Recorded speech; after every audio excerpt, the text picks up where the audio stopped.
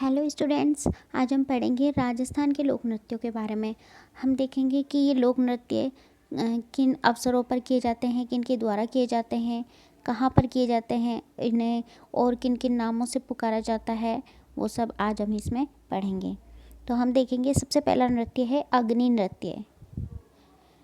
तो देखेंगे कि राजस्थान का ये प्रसिद्ध लोक नृत्य जसनाथी संप्रदाय के अनुयायियों द्वारा बीकानेर के कटियासर क्षेत्र में किया जाता है।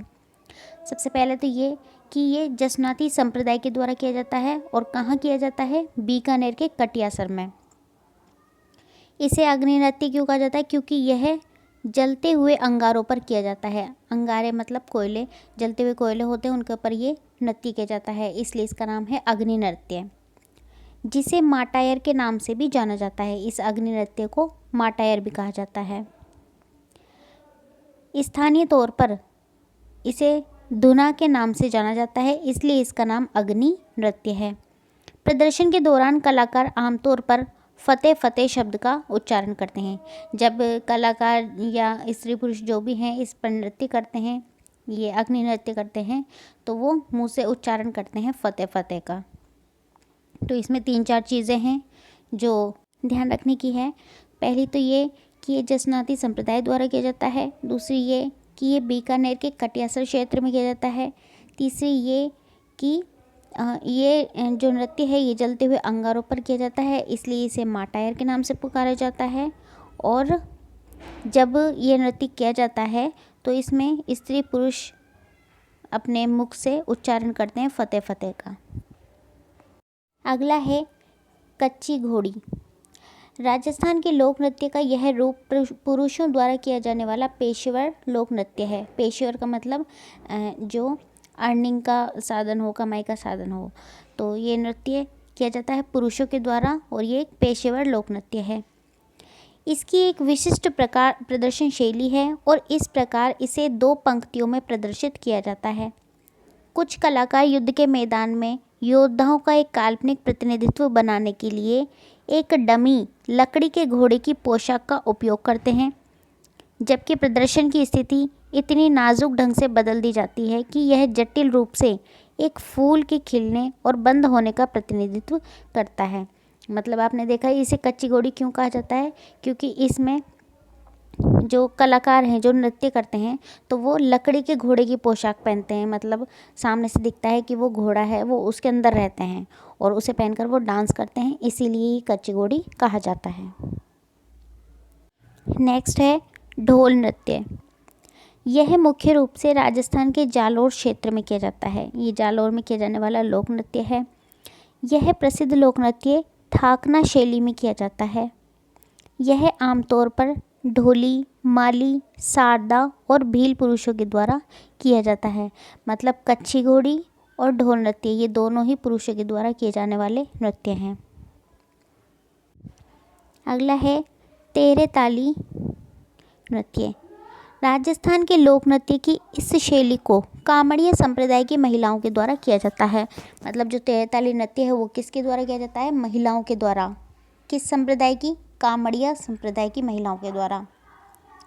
इसमें क्या होता है कि महिला के दाहिने पैर के पैरों में 9 हाथ की जांज बांधी जाती है, कोहनियों पर 2 हाथ की जांज बांधी जाती है और हाथों में 2 हाथ की जांज बांधी जाती है, जिससे बहुत ही सुंदर ध्वनि उत्पन्न होती है। झांझ का मतलब स्टील का, लोहे का कुछ ऐसा होता है जिसको बजाने पर आवाज़ होती है, तो वो हाथ में और पैरों में दोनों में बांधी जाती है और उनको बजाया जाता है। यह नृत्य रूप एक अपवाद है, क्योंकि अधिकांश नृत्य रूपों में प्रदर्शन खड़े होकर चलने की स्थिति में होता है, लेकिन इस विशेष नृत्य में महिलाएं ज़मीन पर बैठकर सिक्का उठाने जैसे करतब दिखाती हैं, संतुलन कार्यकारी करती हैं। इस संप्रदाय की महिलाएं तानपुरा और चौतारा की थाप पर सुंदर संतुलन बनाती हैं। मूल रूप से इसे सर्वशक्तिमान के प्रति समर्पण व्यक्त करने के लिए अभिव्यक्ति के साधन के रूप में विकसित किया गया था। बाद में यह कई लोगों के लिए आजीविका का एक पेशेवर स्रोत बन गया। तो इसके बारे में हमने पढ़ा कि इसे कामड़िया संप्रदाय की महिलाओं के द्वारा किया जाता है और जब महिलाएं नृत्य करती हैं तो अपने हाथ में और पैरों में झांझ बांधती हैं, उनसे ध्वनि उत्पन्न होती है। और ये जो नृत्य है इसे महिलाएं ज़मीन पर बैठकर करती हैं और कई बार ऐसा करती हैं कि जैसे पीछे मुड़कर वो सिक्का उठाती हैं या करतब दिखाती हैं। ये संतुलनकारी एक कार्य है घुड़ला नृत्य। ये प्रसिद्ध लोक नृत्य जोधपुर में महिलाओं द्वारा विशेष रूप से शीतलाष्टमी और गणगौर के बीच किया जाता है। ये उनके शक्तिशाली राजा सातल की याद में किया जाता है, जिन्होंने दुष्ट घुड़ाला खान को मार डाला था। तो ये जो घुड़ला नृत्य है कहाँ होता है? जोधपुर में होता है। कब होता है? शीतलाष्टमी और गणगौर के बीच। इसमें महिलाएं अपने सिर पर छेदा हुआ घड़ा रखकर नृत्य करती हैं और जीत का प्रतीक होने के लिए घड़े के भीतर एक दीपक रखा जाता है। कोमल कोठारी और मणिशंकर गांगुली जैसे दिग्गज इस नृत्य शैली को बढ़ावा देते हैं। तो कई बार ऐसा क्वेश्चन आ जाता है कि कोमल कोठारी और मणिशंकर गांगुली जैसे जो कलाकार हैं वो किस नृत्य से संबंधित हैं, या फिर ऐसा आ जाता है कि घुड़ला नृत्य से संबंधित कौन कौन है, तो हमें इनका नाम ध्यान रखना है। अगला है चरी नृत्य। राजस्थान के इस प्रसिद्ध नृत्य के प्रदर्शन के दौरान महिलाएं अपने सिर पर पानी का बर्तन लेकर नृत्य करती हैं। चरी एक स्टील का होता है, जैसे घड़ा होता है तो घड़ा मिट्टी का होता है, लेकिन जो चरी है वो स्टील की होती वैसी ही है। तो उसे सिर पर लेकर महिलाएं नृत्य करती हैं, जिसे स्थानीय भाषा में चरी कहा जाता है। इस प्रकार इसे चरी नृत्य के रूप में जाना जाने लगा। फल्कू बाई नामक महिला इस नृत्य शैली की प्रतिनिधि के रूप में प्रमुखता से उभरी। कि कई बार पूछा जाता है कि जो फल्कू बाई है वो किस नृत्य से संबंधित है, या उन्होंने किस नृत्य के रूप में प्रतिनिधि के रूप में कार्य किया, तो फिर आएगा फल्कू बाई। प्रदर्शन करते समय महिलाएं चरी में कपास के बीज जलाकर रखती हैं और उसे अपने सर पर रखकर नृत्य करती हैं। अगला है गौर नृत्य। ये प्रसिद्ध नृत्य गणगौर के समय स्त्री और पुरुष दोनों के द्वारा ही किया जाता है। अभी तक हमने देखा कि या तो नृत्य महिलाओं के द्वारा किए जा रहे थे या फिर पुरुषों के द्वारा किए जा रहे थे, लेकिन जो गौर नृत्य है वो स्त्री और पुरुष दोनों के द्वारा किया जाता है। कब किया जाता है? गणगौर के समय पर। अगला है भवई नृत्य। राजस्थान का ये प्रसिद्ध लोक नृत्य भवाई समुदाय के सदस्यों द्वारा किया जाता है। ये विशेषकर उदयपुर संभाग क्षेत्र में रहने वाले जो लोग हैं उनके द्वारा किया जाता है। राजस्थान के प्रसिद्ध लोक नृत्यों में से एक है भवई। इस प्रकार का नृत्य अत्यंत कठिन है। इसे केवल पेशेवरों के द्वारा ही किया जाना चाहिए। इस राजस्थान के लोक नृत्य में महिला नर्तकियां अपने सर पर 8 या 9 घड़े रखकर नृत्य करती हैं।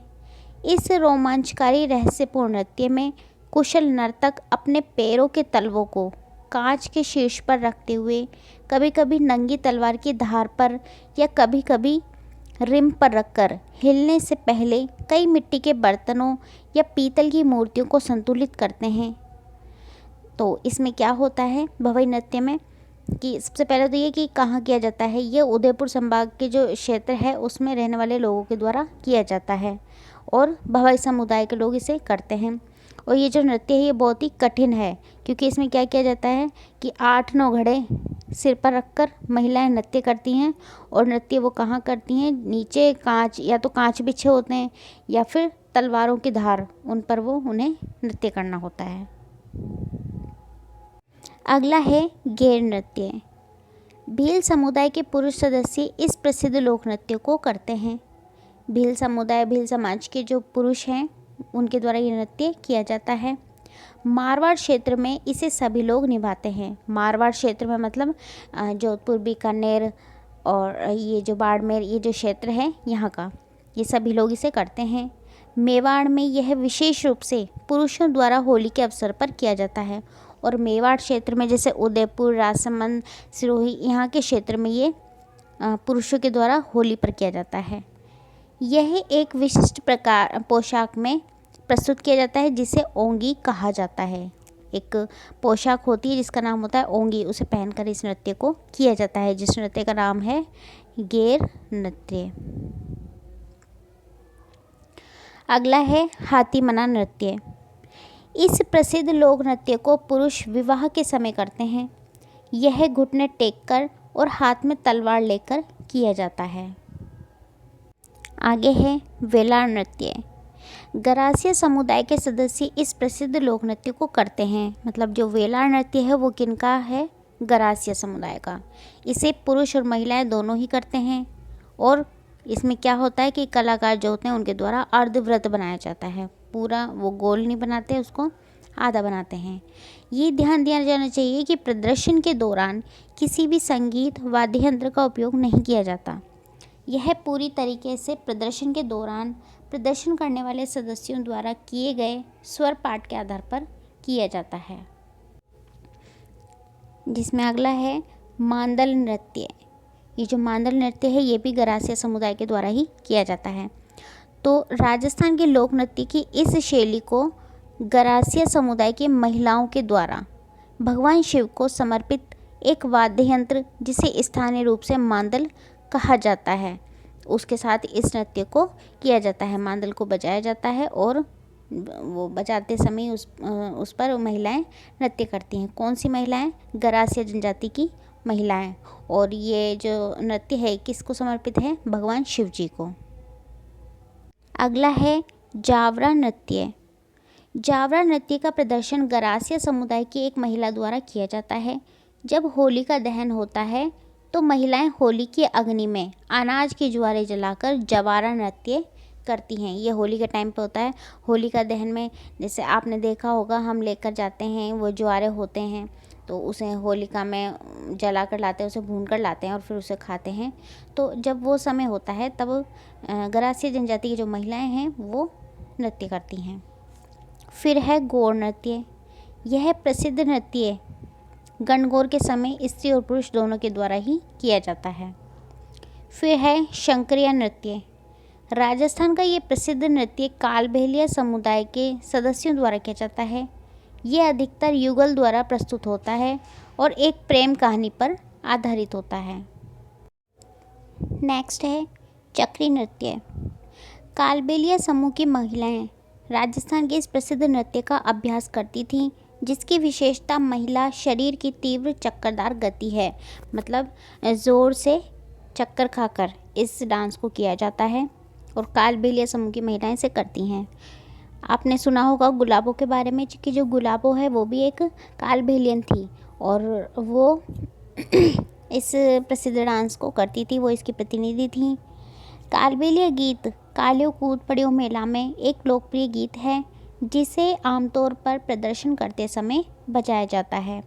ज़्यादातर जब ये नृत्य किया जाता है चक्री नृत्य तो इसमें कालबेलिया जो महिलाएं हैं इनका एक फेमस गीत है, बहुत ही प्रिय गीत है, कालियो कूद पड़ियो मेला में, आपने सुना भी होगा।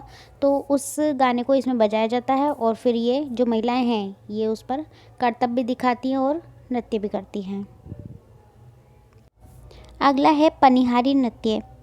यह नृत्य प्रसिद्ध लोकगीत पनिहारी पर आधारित है। पनिहारी का मतलब है जो महिलाएं पानी लाती हैं भरकर बाहर से, कुएं से या कहीं और से, उन्हें पनिहारी कहा जाता है। तो गाने के बोल उस महिला की भावनाओं को दर्शाते हैं जो पानी लाने के लिए बहुत दूर गई हुई है। आगे है धाकड़ नृत्य। राजस्थान में रहने वाले कंजर समुदाय के पुरुष राजस्थान के इस प्रसिद्ध लोक नृत्य का अभ्यास करते हैं जिसे धाकड़ के नाम से जाना जाता है। जो कंजर समुदाय के पुरुष हैं उनके द्वारा इस धाकड़ नृत्य को किया जाता है। आगे है मावलिया नृत्य। यह कथोड़ी समुदाय के पुरुषों द्वारा किया जाता है। यह प्रसिद्ध लोक नृत्य आमतौर पर नवरात्रि के दौरान देवी का आशीर्वाद पाने के लिए किया जाता है।